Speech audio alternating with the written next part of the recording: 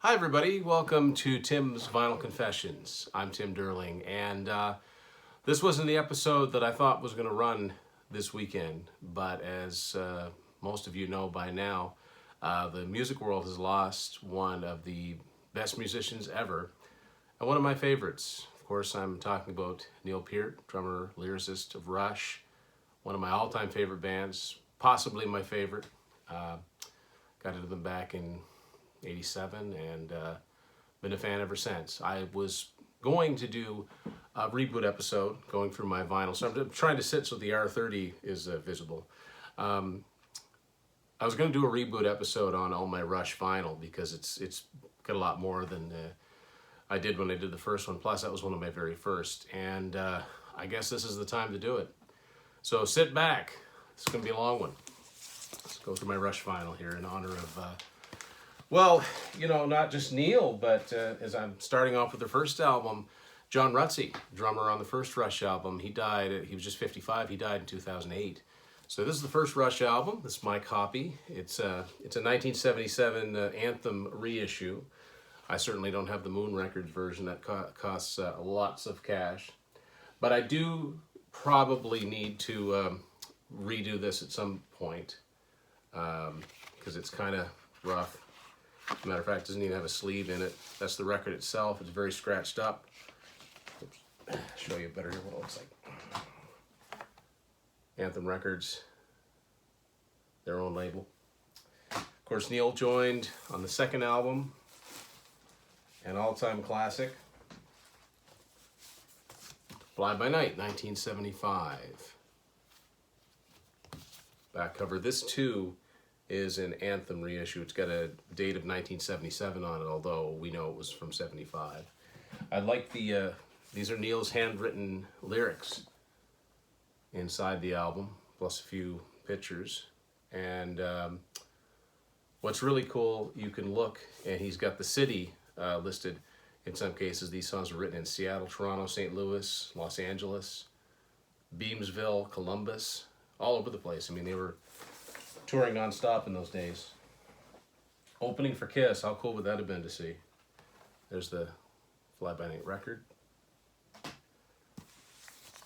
Third album, significant in that it was the first time that Hugh Syme did the artwork on a Rush album, and he's worked with them ever since. Caress of Steel. And back cover. This very, very Tolkien-esque. I know they had Rivendell on Fly By Night, but I find this artwork very Tolkien-esque. And this says 1975 on it. It's on Anthem Records as well. Gatefold, first time. All the lyrics and some pictures. And plain white sleeve on this copy that I've got. Whoops, that is not the top of it. This record's pretty beaten up too, these first three. Hard to find originals now, of course. Or at least, if not originals, then, you know, 70s or 80s reissues. I've got two versions of the next one to show you. I'll start with the oldest one. Of course, it was the breakthrough for them, 2112, 1976. And this is a Canadian edition, but it's not on Anthem Records. It's on Mercury Records, which was their label for most of the world. And actually, this album and All the World's a Stage both came out in 76. Those were the last ones before Anthem Records. So the first four studio albums and first live album, it is possible to find Canadian editions on Mercury, but they are rare. This one was actually sent to me. Gatefold. And where it really makes the difference is what the vinyl itself looks like, and it is the Chicago label for Mercury Records, just like it was in the States. The next one I'm going to show you was actually the first Rush album I ever got. This one in Hemispheres. I found them. A cousin of mine had them, 2112. A Canadian version on Anthem. Not much else is different about it. It's the same gatefold inside of it too. And of course the record looks different. It's got the Anthem label. Next up is the first of their many live albums. This one is the heaviest, the most raw. I just love it. All the World's a Stage, recorded at Toronto's Massey Hall, which I wasn't in, but I've seen the building. The one time I did see Rush in concert was the R30 tour, that one, in 2004 with my good buddy Matt. This is a Canadian edition. It's on Anthem, but it's still distributed by Polydor, not Capitol. That's interesting. To me, that signifies a transitional period. So this is a triple gatefold, because you open it up once and you get this, lots of live shots, the albums as the albums that were out at this point, and then more live shots. And the records pretty much both look the same. Get one out to show you here. Again, the same Anthem logo. All the World's a Stage is kind of hard to find too, unless you get a reissue. Next up, we're heading into the golden period here. I think most of these are all 10s in my book. Farewell to Kings. Yeah, this is a Canadian edition on Anthem Records. Of course, the puppet strings on the back.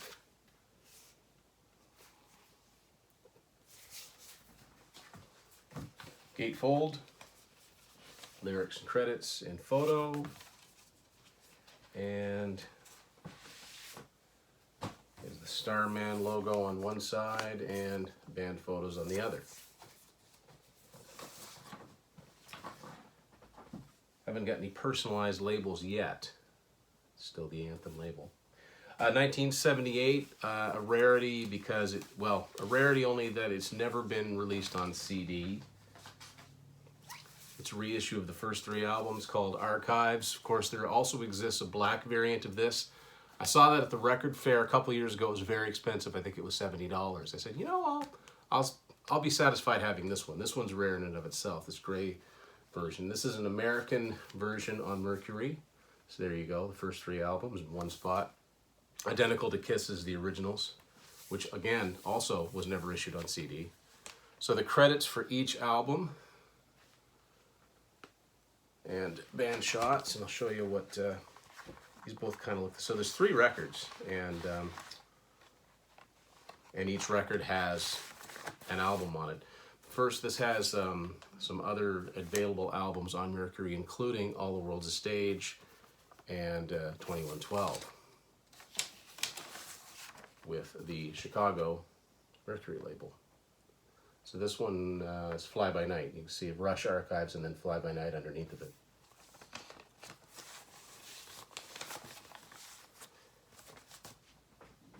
(1978) again, very prolific band.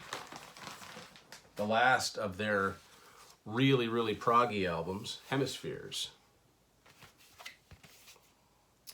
This is a Canadian edition on Anthem, and lyrics and the credits and photos inside of it.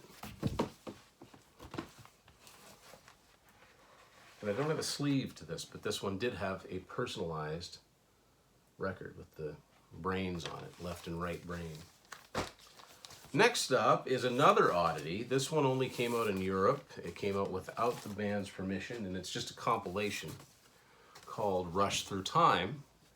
This is on Mercury Phonogram, same company, and it came out in '78 originally. Then it also came out as a picture disc, but this is obviously an '81 reissue because it's as recent as Moving Pictures. But there's nothing on it newer than '77. I kind of like the cover. It's just a live shot of them on stage, and that's the Hemispheres logo. Their logo changed with pretty much every album, which was one of the things that made them unique. And given that this is a European issue, it does have a slightly different look to it. Same Mercury logo, but the label looks different. Next up is another record. I've got 2 versions up. And I will show you the American one first. In a lot of ways, 2112 was their breakthrough album, but their first top 5 album in the States was this one, Permanent Waves. And there's a lot going on in this album. It's fun to look at. That's why I love vinyl so much, all the detail here. This is a US version on Mercury. So it's 1980, came out very early in the year, 1980. Now celebrating 40 years. There's the sleeve.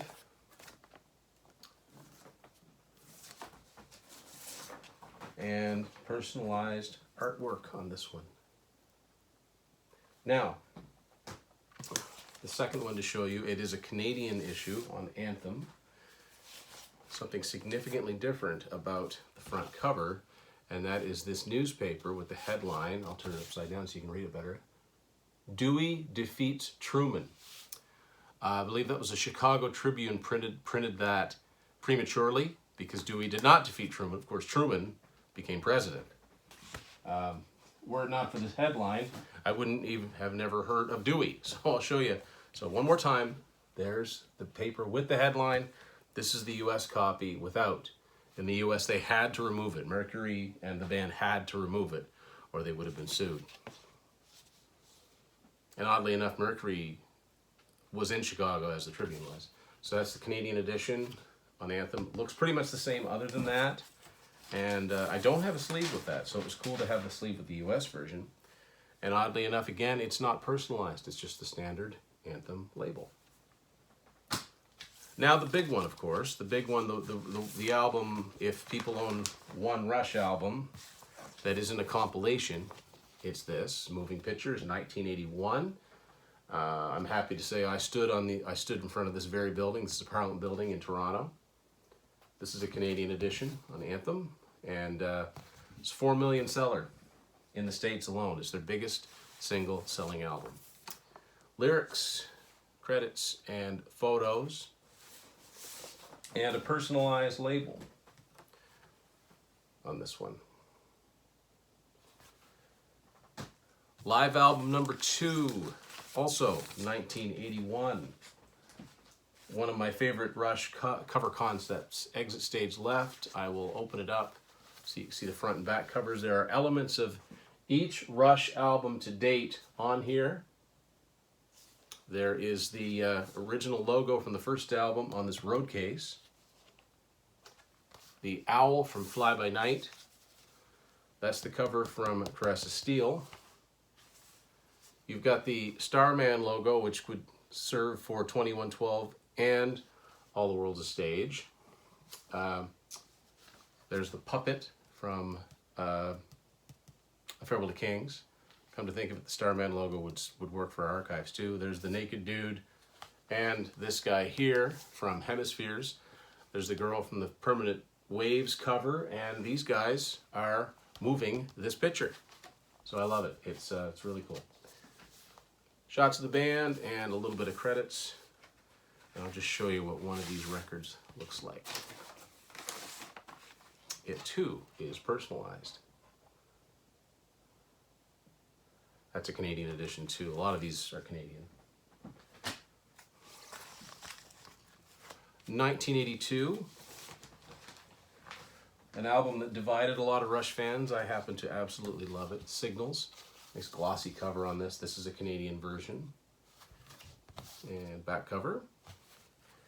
And a nice hard cardboard inner sleeve, not a paper one. So there's the lyrics, and there's the digitized photos of the band and credits. And this has a personalized label on it. I think they probably all do from here on out. 1984, Grace Under Pressure. This obviously belonged to a record store, promo, or a radio station because it's got a hole in it. This is a Canadian edition on Anthem, and here is the sleeve. So all the lyrics and credits here, and then the C-clamp with the egg in it. You'll often see this album title shortened as P over G, as in Grace Under Pressure. There it is.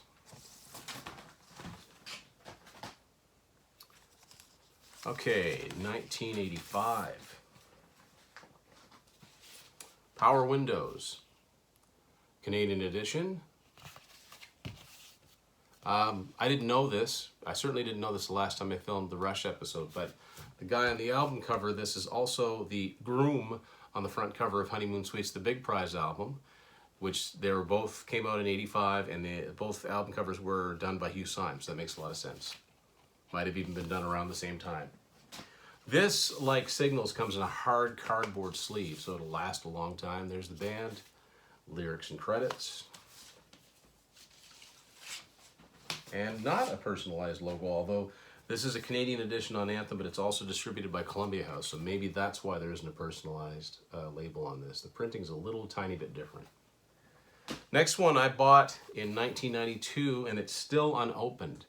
I bought it really, really cheap. This is when records were starting to be discontinued from stores. So I bought this in Bangor, Maine, I think. It's Hold Your Fire from 1987. This is a US copy, of course, on Mercury. It was a markdown cutout copy, thus the little mark in it. Still got the hype sticker on it, and here's the back cover. Now if you've got the record, or if you've got the CD or cassette, you know what's inside here. It's the guy juggling the fireballs and the whole street scene. I'm not opening this. Actually, the next album I'm going to show you just celebrated an anniversary. It came out January 9th, 1989, and was the first Rush album. I got into them in '87, so I got Hold Your Fire. That was the first one I bought that was current, but the first one I bought within like days of it coming out was this one, A Show of Hands. It was their third live album. It took me a long time to find it on record. This one is on Mercury Records, a US copy. It was their last new album to come out for Mercury. And it's another gatefold. Live albums and gatefolds were both particularly scarce by the late '80s. And I'll show you what one of these look like. Just plain white sleeves and customized label. Cutting edge artwork at the time. Digital artwork. So late 1989, Rush were no longer on Mercury Records in the States. They signed with Atlantic, and this was their first album on that label, Presto. Now this has the hype sticker on it and cellophane, but it has been opened when I bought this, so there you go. So it says Anthem and Atlantic. They kept the Anthem imprint on their worldwide releases, but the label was Atlantic. Here's the sleeve, lyrics, and it's not a personalized label, but I love this label. It's actually, I think it's the only record I have that looks like this. It's an old school style Atlantic logo. Usually I see a lot of the red and green ones, red on one the top, green on the bottom, or maybe it's the other way around. But this one is really cool. So 1990, Mercury Records puts out Chronicles, a best of, a two-disc, two-cassette best of. In other parts of the world, it did come out on vinyl on 3 records. It's extremely expensive to buy, especially now, and I don't have it. The next studio album to come out was 1991, Roll the Bones. This is actually a reissued version, and it's not opened. So there you go. After that, it's actually my least favorite Rush album. Having said that, it's still a Rush album, so I still like it. It just happens to be my least favorite, and it came out in 1993, Counterparts. And it has to be said, my least favorite Rush album is still an album that I really like, because I just don't think they were capable of putting out a dud. And there's the back cover. And this is also a reissue. It's an Atlantic reissue. I think in 2004 they reissued their previous records. And this one that came out in '96 is another reissue, and I love this album, Test for Echo. Love this album, love this artwork. Every time I see an Inukshuk, I think of this album cover. So that was the last Rush album before hiatus, before Neil's tragedies struck. So they came back in 2002 with Vapor Trails. I don't actually have a copy of Vapor Trails, the 2002 version, on vinyl. I have another one I'm going to show you. And in 2004, as I mentioned before, Matt and I saw them in Toronto. It was mind-blowing. At the Molson Amphitheater, we attended part of RushCon 3, the Rush fan convention. First time I've ever gone to one of those things. Met a lot of cool people. Saw a really good Rush tribute band called Toronto Airport. I'll give you a second to think about that. And it was just a cool weekend. It was a great concert. I mean, If you've seen the R30 video, that was the set list. They opened with the medley, and it was so cool. And while I was there, I went to the legendary Sam the Record Man store on Yonge Street in Toronto, which can be seen in the Subdivisions video. So I was in that actual store, and I bought, fittingly enough, their then current release, Feedback, the 8-song covers EP, which I really like. This is a US version on Atlantic, and still don't have it open. So as I mentioned, Vapor Trails, they redid it, and it came out in 2013 as Vapor Trails Remixed. And I have this, it's an unopened vinyl. I guess marginally better sound quality. I really liked the album. I was so glad they were back, and the album cover is different too. It's like a reverse. It was black with more of a red on it. It's the back cover. The back cover looks about the same, and like I said, I was glad that they were back. This too is, well, it's not a reissue. This is the original version, the remix that came out in 2013. Now, I may eventually get the original. We don't know.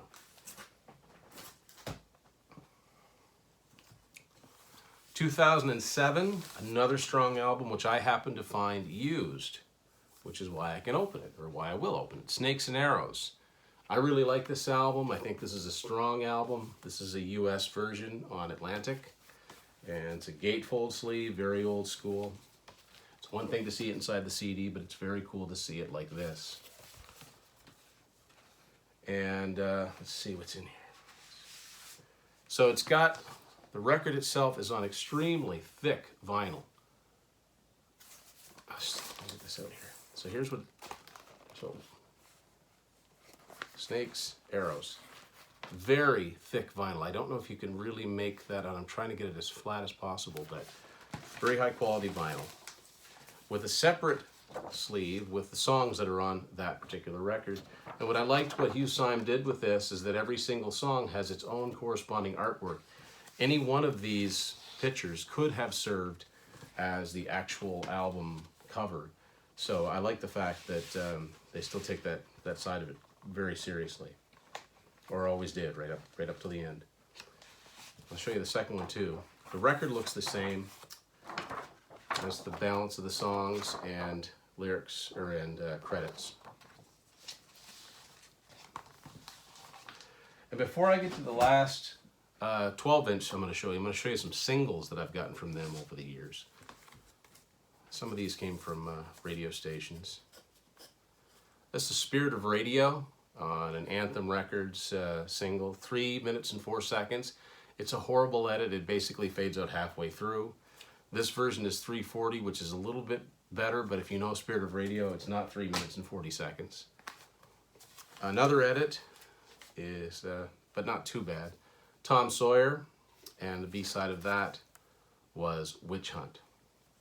We've got a couple picture sleeves to show you here. I think these are really cool. They're both, well,